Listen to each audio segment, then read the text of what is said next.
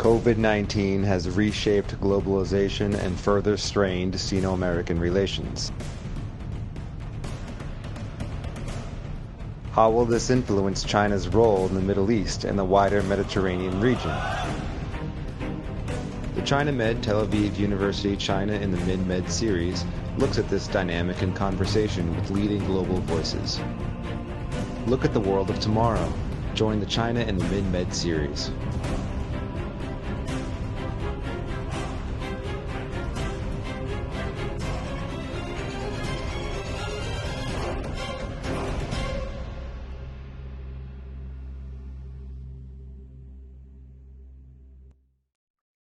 Hello and welcome to this conversation in the ChinaMed Tel Aviv University series of China and the Mid-Med webinars.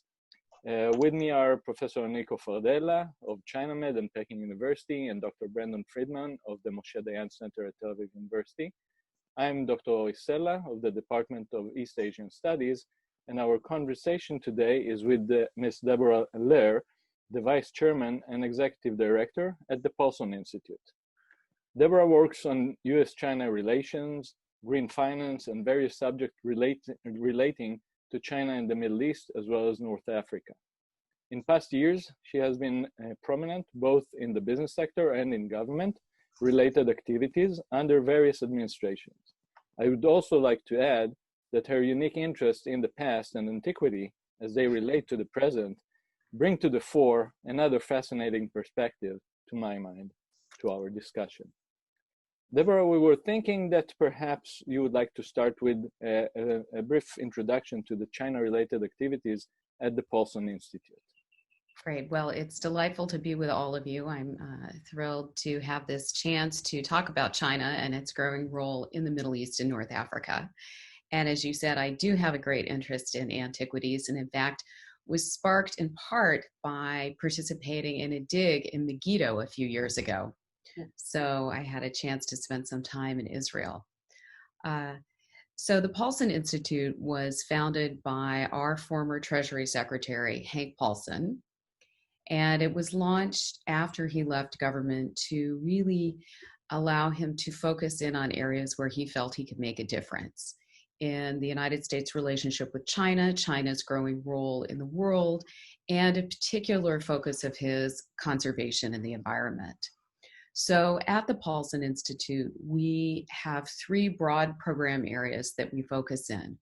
While obviously Hank, and given my background in the US government, we continue to focus on US-China relations more broadly, the Institute is very much focused on green finance, where we have a green finance center. We look at supporting China and to some degree the United States transition to a low carbon economy through using market mechanisms. We try to bring that same focus of using the market into the work that we're doing around conservation. For example, we're doing a very big study looking at how to price natural resources, with China being the focus given the upcoming CBD COP. We also do similar work with Latin America. We do look at China's growing role in Latin America, but are also focused on looking at conservation work and supporting countries around the Amazon in restoring the Amazon and the rainforest. And then we have a think tank, Macropolo, that looks at the economic issues in China and some of the challenges that they're facing. Thank you. Perhaps then, when we're talking about the green finance, prior to the coronavirus pandemic, you were talking about issues relating to Egypt's opportunities to work with Chinese companies on green finance and sustainable infrastructure projects in Egypt. Do you think either Egypt or China will continue to focus on green financing in the new coronavirus context? Well, I certainly hope so. I think there was momentum for China and Egypt to start working on green finance related issues together. Egypt has been talking about issuing green bonds and their first corporate green bonds. And given the infrastructure plans that Egypt has, the major cities that they're building, the new administrative capital, El Alamein, and the fact that China is doing a lot of that infrastructure development work, there's great opportunity to make that really a model for the region in green development. For China's part, I think that there will be a slowdown in their infrastructure support along the Belt and Road. We are already seeing that investment was slowing down, just given the fact that China's economy is slowing down. So it's a very natural step. And just given some of the pushback that they've received in other countries, given some of the political issues around the Belt and Road and their own domestic economic situation, particularly coming out of COVID, I think they're going to be much more prudent in the investments that they make, and to make sure that these are ones that not only are done for political reasons, but there's some economic benefit too for China coming out of it. One last point on this, we've been following very carefully what is being said in the National People's Congress that's going on right now, where China is really articulating a lot of its economic relief plans in the post-COVID environment world and looking ahead for the next 5 years of what their economy is going to be. And at least in all the language that they're using, there's a big focus on green. We have seen it from Xi Jinping. We saw it in Premier Li Keqiang's work report. And in the work that we're doing on the ground, we see it very much. We see that they still remain committed. We work very closely with the city of Beijing, for example, and the mayor is actually the former minister for the environment. And they really are trying to make Beijing a showcase for green development. So I think that we will still start to see. I do hope in Egypt, as they, they're now entering their peak, as they start to come out of it, that they recognize that green development could really be a business opportunity for them and a potential area of economic growth, not just something that's a good thing to be doing.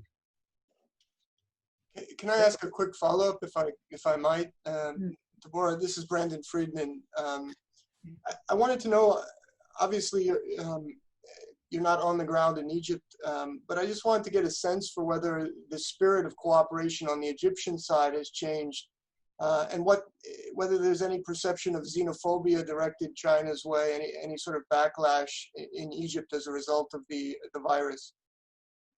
Sure, we've been following that very carefully, and it's a very interesting question because we've been watching around the world to see what the backlash has been and how that translates into both the political relationship and the economic relationship. And so in watching Egypt, Egypt was one of the first countries to send supplies to China when China announced that they had this virus that was starting to spread out of Wuhan. In the midst of the crisis, they actually sent their health minister to China, who ironically, even though the minister didn't actually get a chance to meet with anyone in the Chinese administrative government, they met with people in the legislature and they didn't wear masks, which was very interesting at that point. And Egypt has been very quiet in the criticism that has been taking place in other parts of the world. We were contrasting the language that was coming out of the United States in March and April with that of Egypt. And while there's been a lot of criticism in the United States and Europe about how China initially handled the transparency and the sharing of data of what was happening with the virus, Egypt to date has not had any comments that we have seen coming out of the government that have been critical. There's been a move by one lawyer to try and sue the government, but that I don't see going anywhere. And in fact, we see China stepping up their mass diplomacy in Egypt to try and maintain the relationship. And my guess is that economics will follow, that the Egyptian government is looking at China, they're looking at the United States, they're looking at the pace of recovery, and no doubt making a judgment that China is the first major economy to recover from the virus, that already China is one of Egypt's largest trading partners and largest investors. And as they look at how they're going to come out of this economic depression, they're probably looking east, not west. Yeah, please go ahead, Bernard. I just wanted to ask, that sort of bridges one of our other questions, which is the U.S. and Egypt obviously have a very long-standing relationship, and with respect to the Middle East, Egypt is certainly the recipient of a great deal of American aid. And one of the big questions I suppose we in the Middle East have with respect to the United States is how much it's interested in competing with China. And Egypt's perhaps a good example to explore that issue, because on the one hand, Egypt has this long-standing aid relationship with the US. On the other hand, as you mentioned, Egypt is increasingly looking east. How do you see the US competing with China in Egypt? Well, it's really a very interesting question. And I think a lot is going to play out in this post-COVID world. We see really not necessarily that the world is changing, but that this sort of global shutdown has exacerbated and maybe expedited existing trends. And as the United States and Europe and other countries reassess their relationship with China, it has implications for what happens in other parts of the world. And we see it in big ways and we see it in small ways. In the small ways, maybe if you can put it that way, we're looking at, for example, new infrastructure development. China has a major focus on what they call new infrastructure, which is building the infrastructure for the new technological world, this 5G across all sectors, artificial intelligence, facial recognition, big data, and all of that. They've been at the forefront because that's where they see that they can compete with other countries.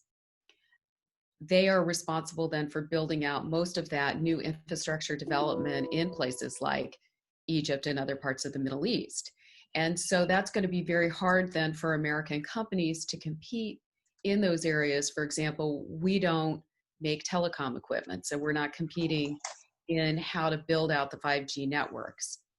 But those will all be built to Chinese standards, and those standards are different from the standards that American companies use. And so if across the Middle East, they're selecting all Huawei technology or Chinese technology, all the products that go along with that, from anything from refrigerators and toasters to the new sophisticated cars or self-driving cars, to even more important things like military equipment, they're all going to be based on Chinese standards, not US standards. And that is a major fundamental shift, and a shift then in the influence that the United States has. China has not been willing to take on the kind of role, however, that the United States has in foreign policy. And I see that as a strategic matter, the United States is still the dominant player, foreign player, in foreign policy in the region compared to China.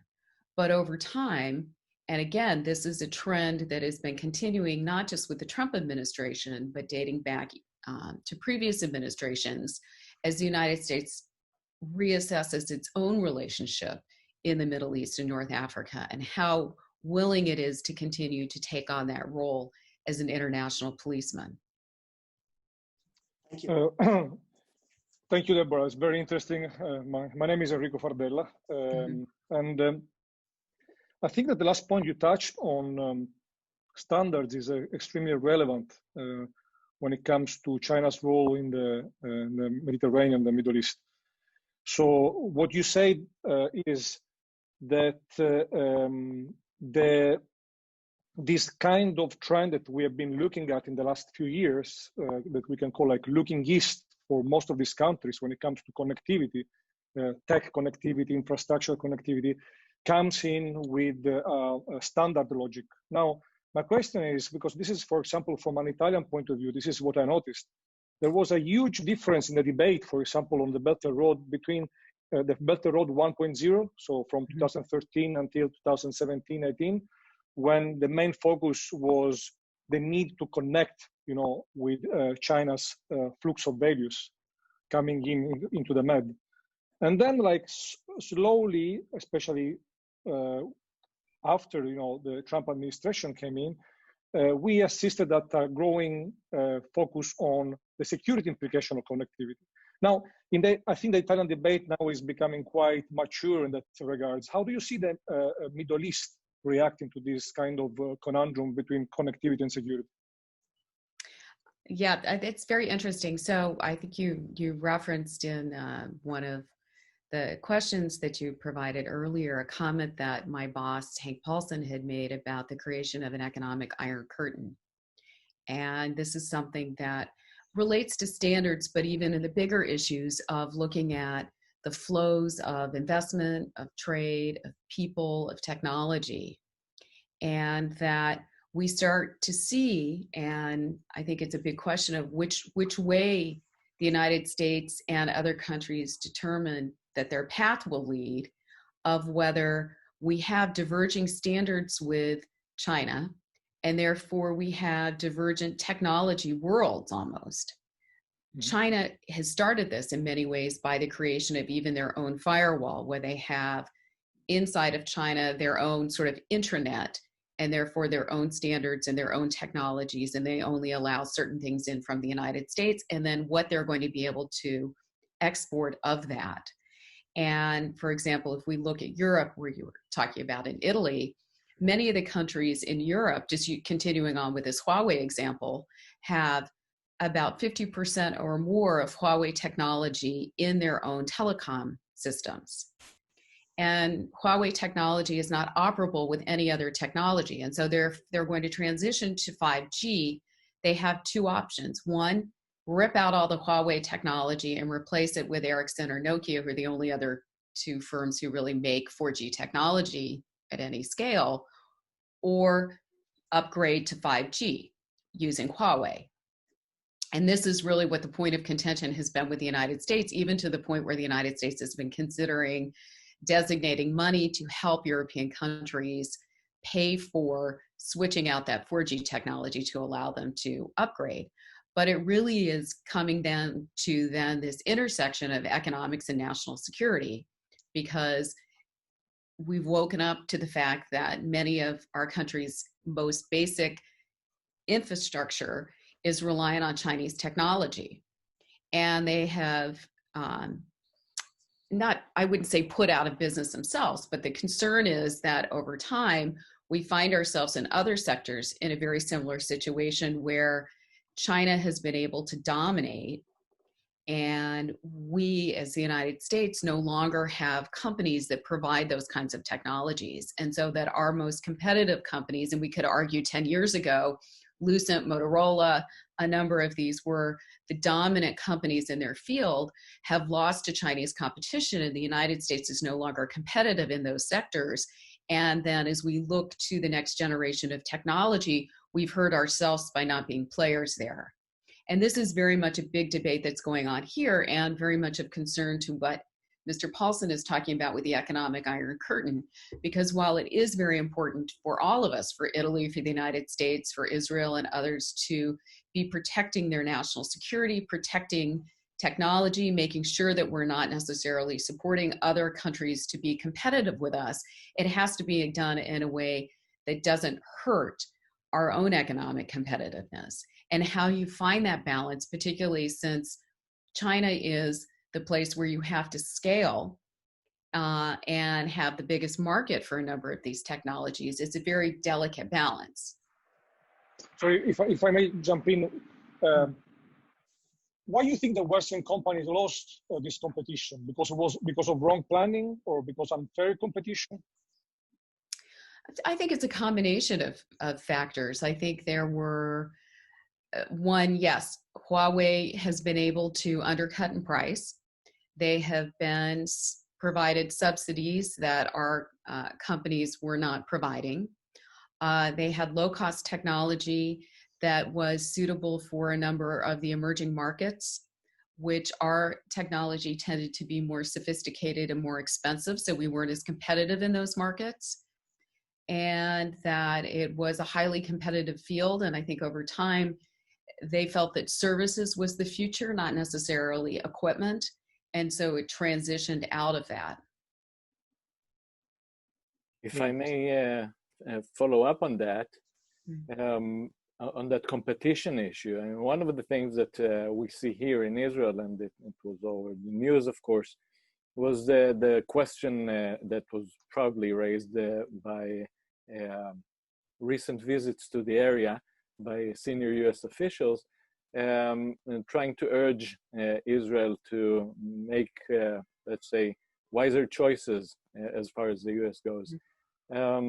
So here we have, on the one hand, the issue that we keep hearing that countries will have to choose which side they are.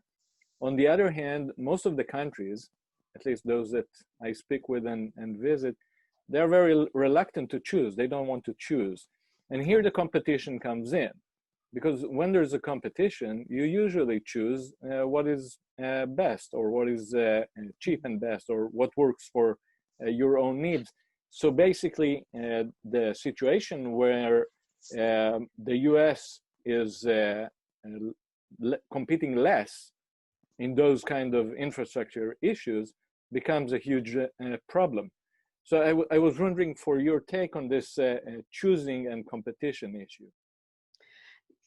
Well, I mean, that really is the big issue, right? And that hopefully that will not become the stark issue as we come out of this sort of COVID depression, that we're forcing countries to take sides, because we may be surprised, even though we are doing a reassessment, and Europe is doing a reassessment of what their attitude is towards China.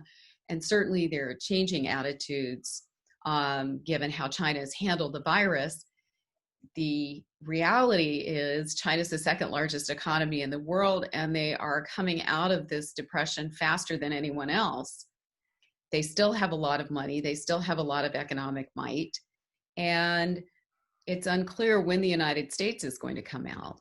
And so if I'm sitting in Italy as a government official, I may want to be critical of China because of the impact that the virus has had on Italy. But it's also, you have to make what are the best economic decisions for your country. And they may be looking at China. I would defer to our colleague from Italy on his view, but I know it's a very difficult decision to make. In Israel, we've watched with great interest how there are regular visits by senior Chinese officials, including by the vice president, who is one of Xi's closest economic allies, who's the architect of China's financial system, who really has many of his people throughout the financial and economic, regulatory and government systems all over the country, who has made Israel one of his priorities. And as we have pushed for our companies to break down their supply chains, China is looking for other markets, and certainly Israel and other parts of the Middle East are very logical places for them to be looking for alternative sources for many of their products that they previously sourced in the United States, and increasingly will look for others from Europe as well. The last point you made is extremely interesting. And I would love to hear more about it if you're interested in elaborating. But I wanted to ask a question more about the personal nature of, I suppose, of diplomacy with China, which I suppose is related to the vice president's visit here to Israel. The former Treasury Secretary Hank Paulson was well known for having extensive experience with the Chinese, and a lot of people, I guess, have written or suggested that having him involved in the U.S. relationship with China was a real asset. My question to you is, with the Trump administration, is there a similar personality involved? And if not, how does that affect the relationship at this very critical and sensitive time? Mm-hmm. Well, first, on the policy of the Trump administration, just looking at the economic policy, I think that under whether it had been Clinton or Trump, there was going to be a reassessment of the relationship with China. The United States has had a very similar policy towards China since the outset of establishing diplomatic relations, and China has changed significantly. It was really time for the policy to change. China may call itself a developing country, but when you're the second largest economy in the world, it's hard to argue that overall, really, you're a developing country, particularly when you have such powerhouse companies. So we needed to have restructuring of the economic relationship in particular. I was one of China's, one of the negotiators for China's WTO accession.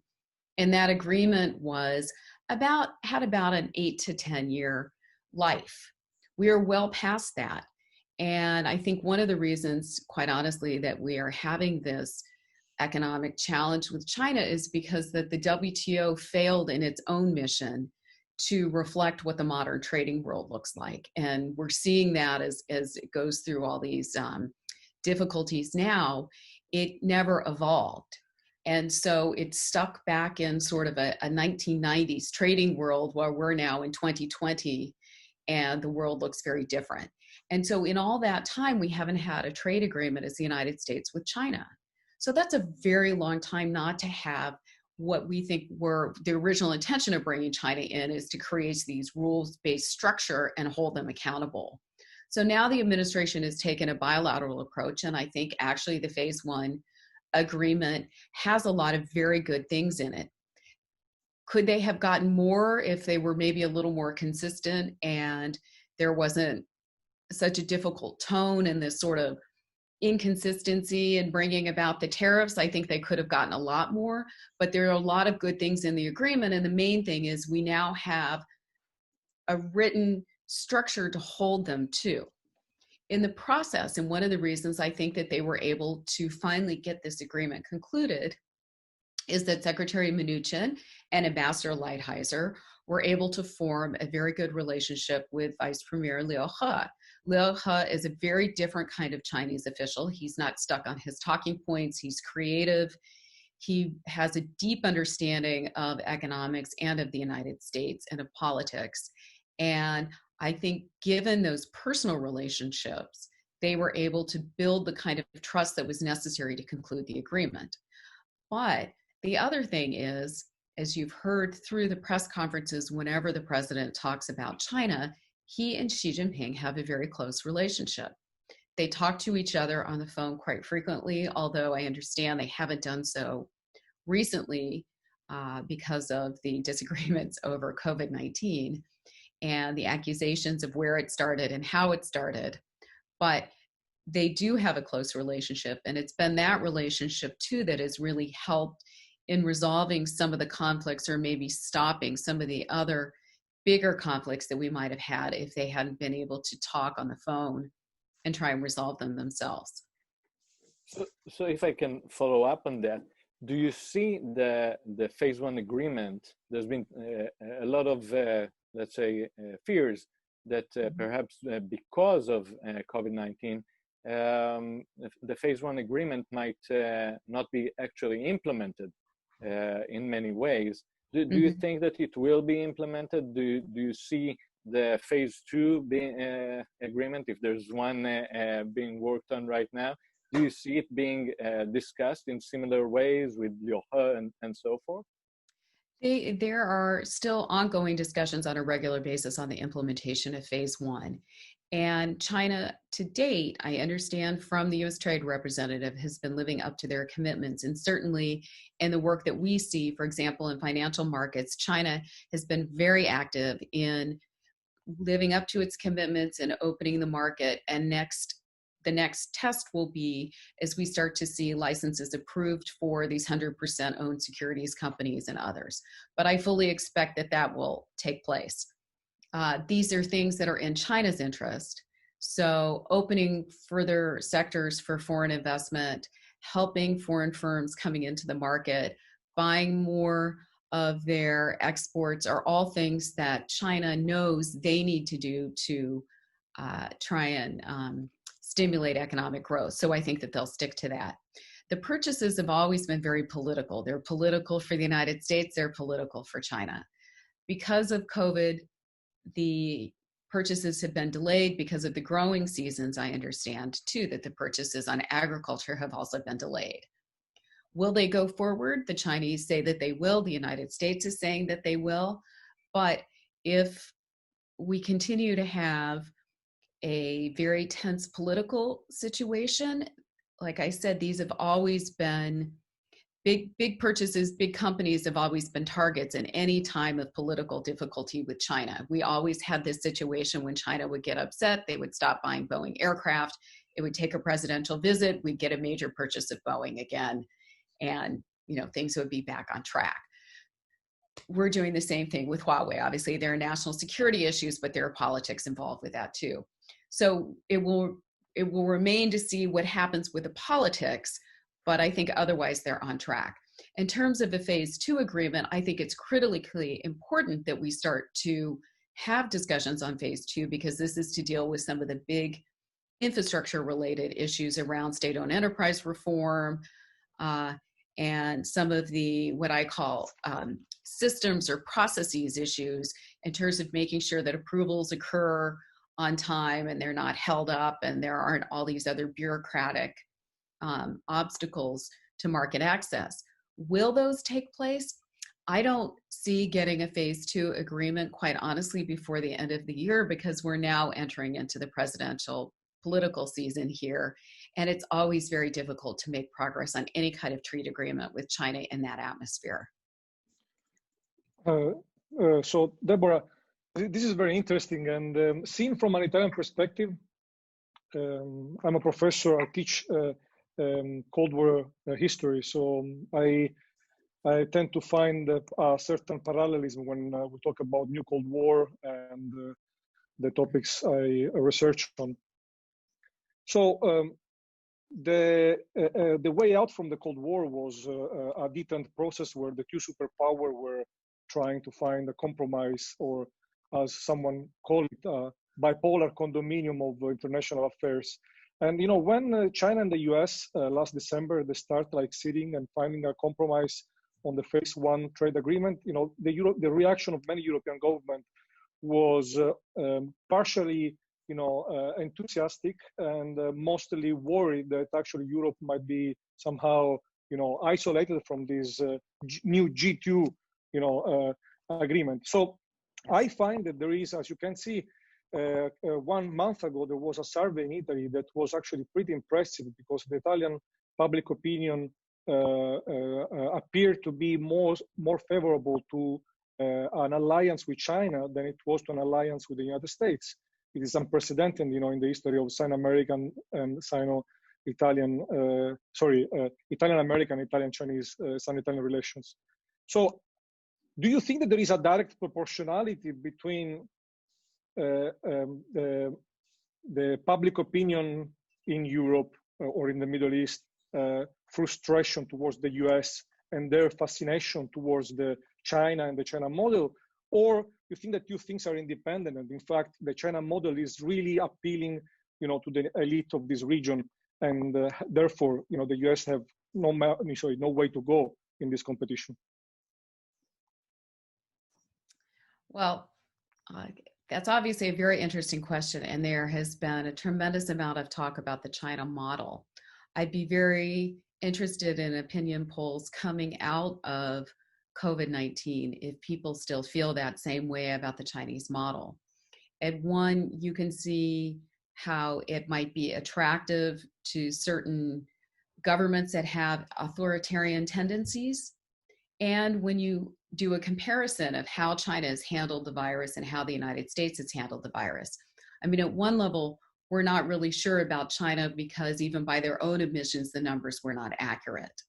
But what we do know is that they were able to take very swift action, that they were able to implement policies that in most democracies would not be acceptable to people because of intrusions of privacy, having people tracked on their phone, having to take their temperatures and input that information into the phones to see whether they get a green light if they can leave their compound, to be tracked so carefully by the government in their daily activities and these kinds of things, which in the United States are just things that are not going to be acceptable. And already we're having protests even about required stay-at-home policies. And as a result, it's taking longer for us to recover from the virus. So I think there's a certain appeal as they look that from when China shut down in January to where we are now, China's pretty much 98% back to work. In that same period of time, it's going to take a lot longer for Italy, for the United States, for other parts of the EU to do the same thing. I suspect the same in the Middle East as well, which is just starting to enter into the peak. So there are certain appeals about that. But through this process, we've also seen some of the downside of China in terms of not being transparent about the numbers, about concerns of local officials to share information of concern that they might be punished for doing so. And certainly the world is watching what's happening in Hong Kong and seeing how the protests there are being handled. So I think it's a balance. And I think it's a big issue as countries look at the benefits and the pros and cons of democracy versus authoritarian systems and how they want to handle that. And there is a certain appeal to China when you look at the benefits, and certainly we have a lot of common interests. So I'm not trying to say that there isn't commonality in what we might want to do with China. We've talked about a lot of the negative things. We have common interests that we can focus on, like climate change, like how we do react to future pandemics, how we are going to handle the global trading system, and many other issues. But there are these difficult sides of the system too, that at least in the United States are not going to be appealing. So if we go to the common interests for a second, and we actually, I think, started with the green technology and so on, which is one of them, if not the most important common element in global affairs right now. So going back also to the Middle East, do you see the U.S. collaborating with China in states like Egypt or Jordan in the region for such, say, green technology, green energy, and so on and so forth, as a way to perhaps mitigate those difficulties and tensions?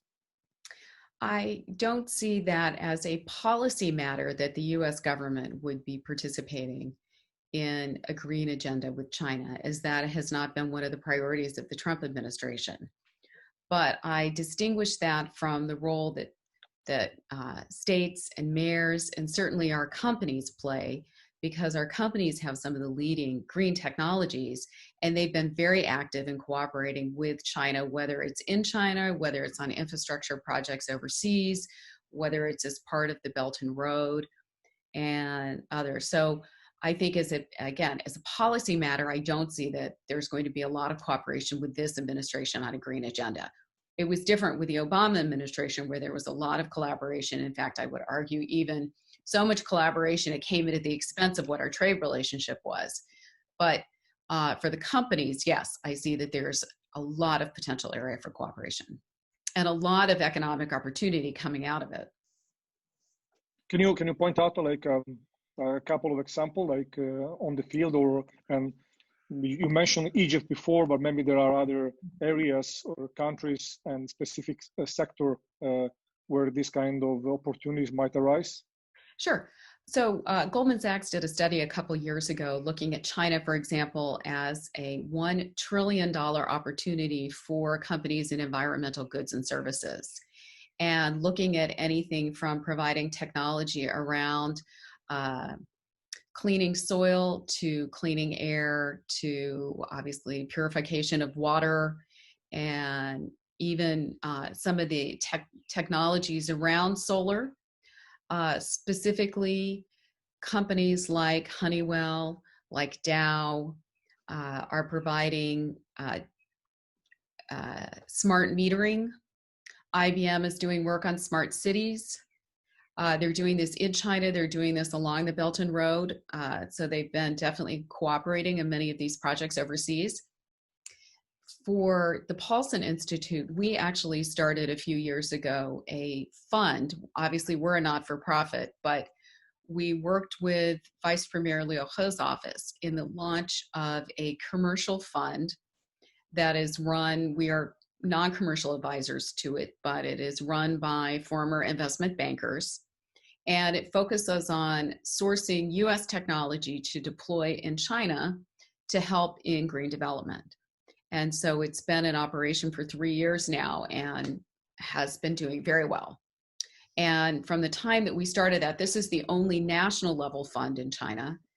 But since that time, there are over 500 green funds that have been set up in the last 3 years. Many of them are focused domestically, but a number of them are increasingly focused on investing in projects overseas. And the Silk Road Fund, which you may be very familiar with, which was set up to provide financing for projects along the Belt and Road, they've been very reluctant to invest in the Middle East, not because they don't think that there are opportunities there, but because they didn't feel that they had the necessary expertise. So they like to partner with other organizations like the World Bank or the IMF who might be investing in projects. And they've invested in 2 big projects, one in the UAE and one in Saudi Arabia, and both of them are technically green. Now, we differ in our understanding of or definition of what is green than China. The first project was in the UAE, which was a clean coal factory. So we wouldn't consider that as a green investment, but China does. Saudi Arabia and the Emirates, which are 2 big U.S. partners in the region, and increasingly behind the scenes partners of Israel. And I wanted to, those 2 countries are probably even better contemporary examples of states that are feeling the push and pull of their relationship with the U.S., certainly the Saudis on the military front, but increasingly the Saudis are doing deals in trying to build up a nascent defense industrial capability at home with China. And so I wanted to get a sense maybe of what your impression in Washington was about the fact that countries like Saudi Arabia and the Emirates are looking east as well, two partners that have long-standing and productive relations with the United States. Yeah, well, we obviously focus on the economic side, not on the military side, but on the economic side, we absolutely see an increase in relations between China and Saudi Arabia and the UAE. I mean, the fact that Xi Jinping has come and visited, and he went to Egypt, Saudi Arabia, and Iran. They have had a number of exchanges of visits. There have been major signing ceremonies.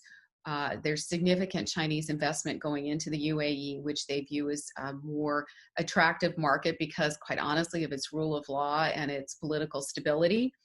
I think that we'll see increased interest in Egypt because now there's a growing sense of stability there, but economic growth, which is expected, and I know you weren't asking specifically about Egypt, but I'm just saying as a market, they're still seeing that attractive, but also Saudi Arabia. It's their largest source of oil, so obviously it's incredibly important to them to maintain good political ties with Saudi Arabia, that they have been looking at a number of infrastructure investments with the big infrastructure developments that are taking place that the prince has announced. There's a lot of interest for Chinese developers to be there. And the same thing of Saudi opportunities to export and invest in China. And we've seen an increased presence of visitors from the UAE and Saudi Arabia at international events looking for investment opportunities. Thank you. So you, according to what you're saying, so it seems that probably because of this, of the slowdown of the Chinese economy, the reaction that some countries had with Chinese investment in the past, it seems that we are going to see a sort of rationalization of Chinese going out investment in the next years. You think that this is something that is might make the Belt and Road more, we say, open and I would say more interactive also for Western capital? Yeah, it's a good question. I think, under Xi Jinping, China's taken some major steps to transform its economy. And it realized that they couldn't continue with this low-cost export reliance and massive government infrastructure to create economic growth. And that they had to change to a more private sector and consumption-based model. But to do that, you have to open your sectors. I mean, you can't have a closed economy if you're going to look at development of the private sector and promotion of consumption. You have to import more, and you have to encourage your companies to be involved more internationally. They've done a good job in encouraging a number of the state-owned enterprises to go out, but now it's the time of the Chinese private sector.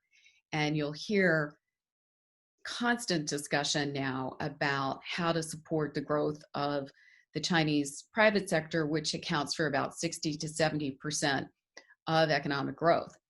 And that's where most of the jobs are created. And that is the number one issue that the Chinese are concerned about. That's been very clear looking at the statements coming out of the National People's Congress over this past week. And the fact that they did away with the GDP target growth rate, yet focused on a job creation growth rate, really does reflect, because that GDP number was very symbolic. And this is the first time that they haven't had one coming out of the NPC. So as they look at increased involvement overseas, I think we'll see a lot more Chinese government support for the private sector going overseas, looking for where the appealing markets are.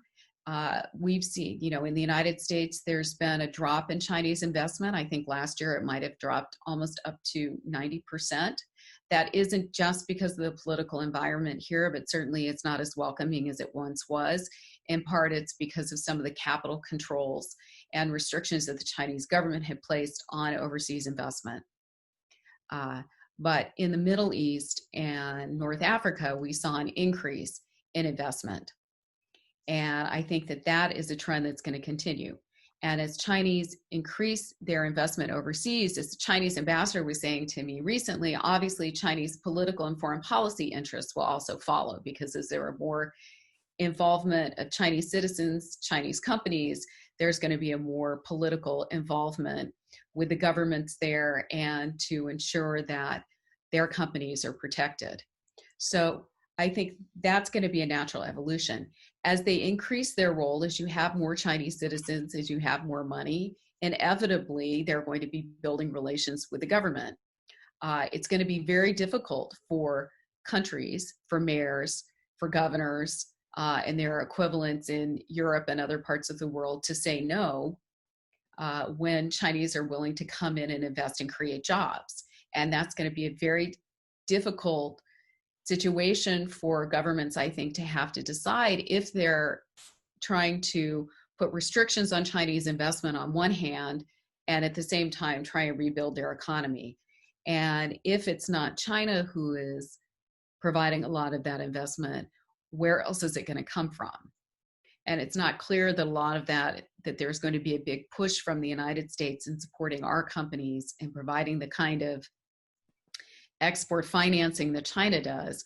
Hopefully we will. There's been a lot of talk, there's been legislation that was passed here to create a new variation of OPIC with a fund that could invest in markets with a particular focus, I think, in the Middle East and North Africa, but we've yet to see that play out. So in this post-COVID world, as we come out, I'm not sure how much of that money is going to be dedicated to helping US companies overseas. Quite the opposite. More of the discussion is about helping companies reshore to the United States. And I'm just contrasting that with China. I know that wasn't exactly what you were asking, but just contrasting it, because as we put pressure on our companies to come home, we are taking them out of those international markets, and we are therefore reducing our own role and, dare I say, influence in those markets because we're not present in them. So it is just an interesting contrast, and something that governments are going to have to think about as they look towards the US and they look towards China and determine what their policies are going to be. What you just described also sounds quite counterproductive for global competition, but we've been through that already. If my colleagues allow me, I thought we perhaps might go into the discussion about cultural interactions between China and the Middle East. Egypt, for example, we spoke a lot about Egypt. So how do you see those cultural ties play out in strengthening ties?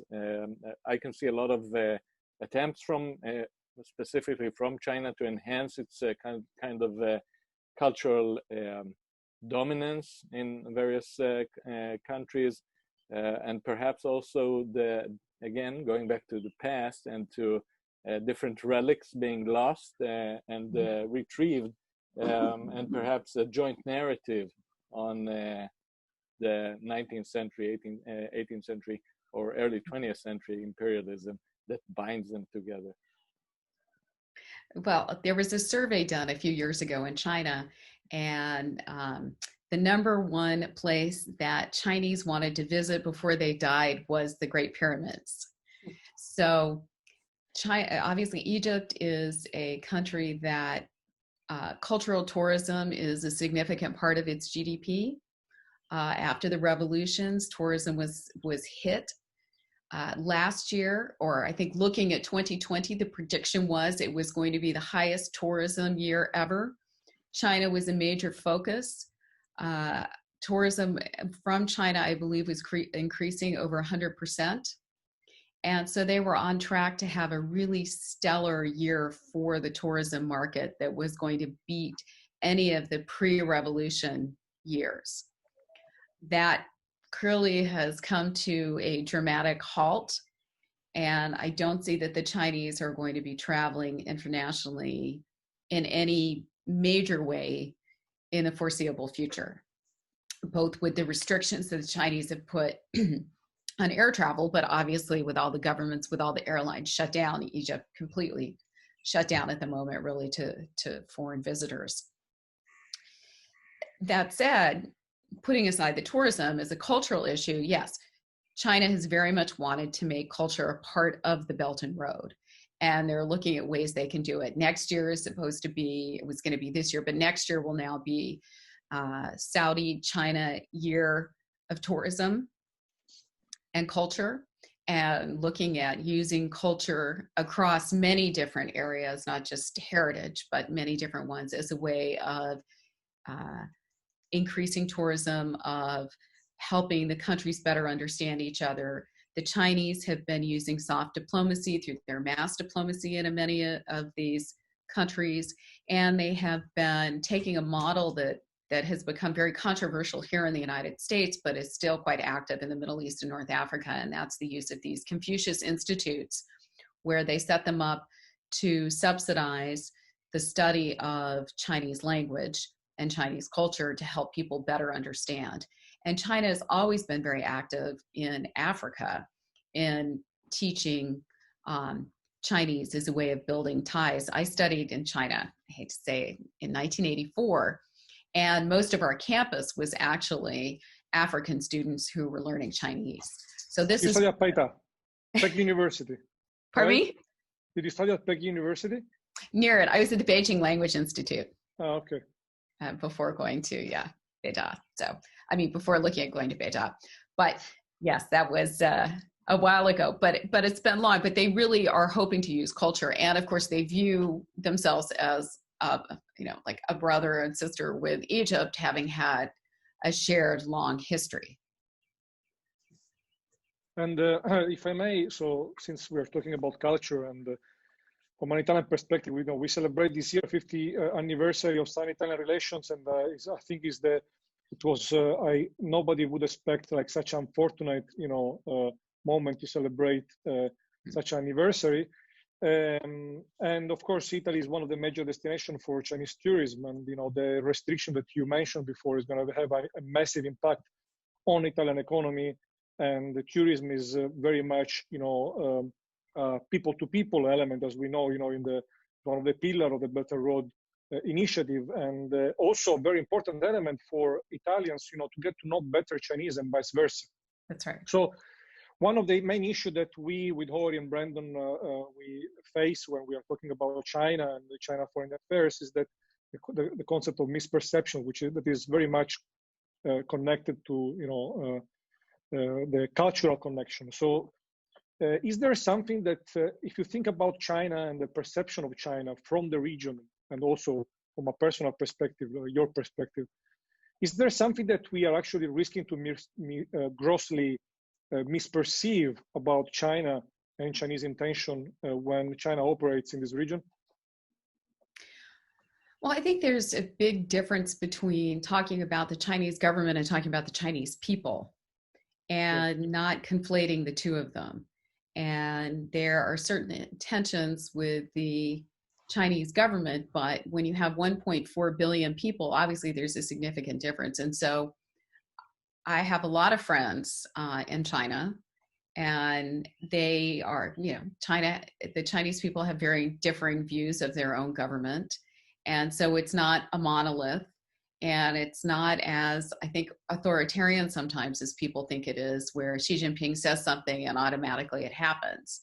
We have written, if you were looking at some of our writings, but early on when Xi Jinping came in, I think the situation was so bad that he had to create policy inspection teams that he would send out into the provinces to make sure that mayors and governors were actually implementing the policies that Beijing was dictating. So I think that's one of the big misimpressions that people have, and making sure that you can distinguish between the two and finding ways to continue to welcome Chinese tourists. I do think there have been some issues. In fact, it's been very I was in China right before things started to shut down, and we're laughing on one of the flights that we were taking domestically, because now, in addition to them playing on the airplane that you have to, put your tray table up and wear your seatbelt, they have a whole set of rules about behaviors. And if you don't abide by these various behaviors, which include don't hit your seatmate and don't hit the flight attendant, you could be kicked off the plane. And so there's some educational issues going on. And there have been some training programs actually that the government's instituted for tourists going overseas, because they were giving them a bad impression, like when they were writing on the walls in Pompeii. So I can assure you that we also need this kind of regulations here in Sicily. Can I ask a question related to the cultural exchange that comes with student exchange? Surely you're aware of the huge numbers of Chinese students who study in the US, and increasingly here at Tel Aviv University, we see large numbers of, in Israeli terms, large numbers of Chinese students come here. And I suppose one of the things, in addition to the financial impact of seeing those students disappear, is how is that going to affect the nature of relations between our country and China and the US and China, if we no longer have a younger generation who's been exposed and interacted with us and our people here and your people in the US? I could not agree with you more. And it's a very, very serious issue, and something that the Paulson Institute has been focused on as well. We think it's critically important to be welcoming of students from all around the world.